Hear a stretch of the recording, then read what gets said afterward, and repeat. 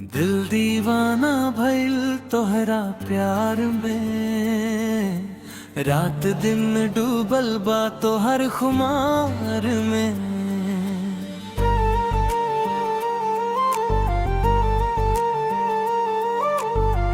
तोहरे बिना अब लागे न जियारा, जान बस बा तोहरे ही संसार में।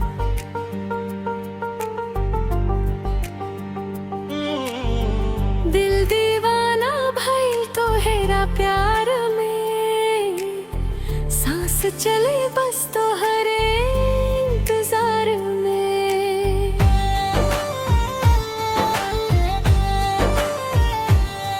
ओ जब से नजरिया मिलल, चांद जैसन चेहरा दिल में खिलल।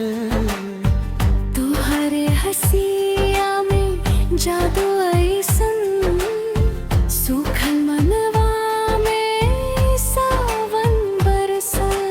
तोहरे बोली मिठास रसगुल्ला, सुनते पिघले दिलवा हमरा। गगली गली अब नाम तुहार लिख ले बानी हम, दीवाना बन के सारा। ओ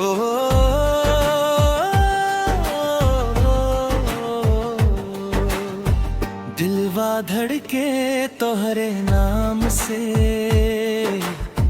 नींद उड़ गई एक मुस्कान से। रब से मांगी ले बस तोहके, जीब हम बस तोहरे प्यार से।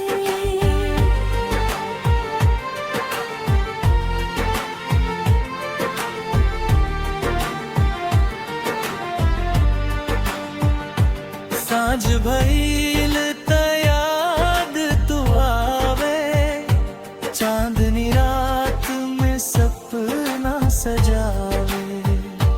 तोहरे बिना सोना लागे, हर खुशी अब अधूरा बतियावे। नदिया किनारे बैठ के सोची, कब आईबू तू हाथ पकड़ के।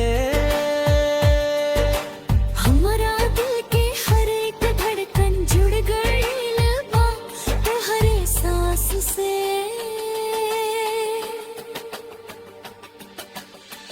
दिल दीवाना भइल तोहरा प्यार में, डूबल बा तोहरे इकरार में।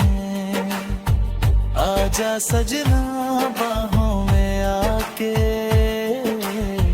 खो जाई हम तोहरे संसार में। बरखा के बूंदिया जब तन छुए, तोहरे यादिया दिलवा झूले। भिंजल चुनरिया महकल बदनवा, मनवा हमार तोहरे लगे उड़े। बिंदिया चमके चांद से ज्यादा, अखियां करे दिल पे हमला।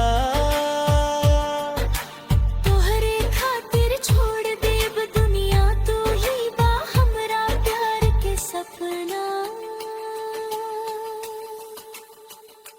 ओ जाने मन सुनना जरा, तोहरे बिना सुना लागे जहां। रौरा खातिर धड़के करे रे जीवा। रौरा में बस बा हमार जान। मेला में घूमी हाथ पकड़ के, गाना गायब चांद के नीचे। सात जन्म तक साथ निभागे, रौरा बिना ना रही पीछे।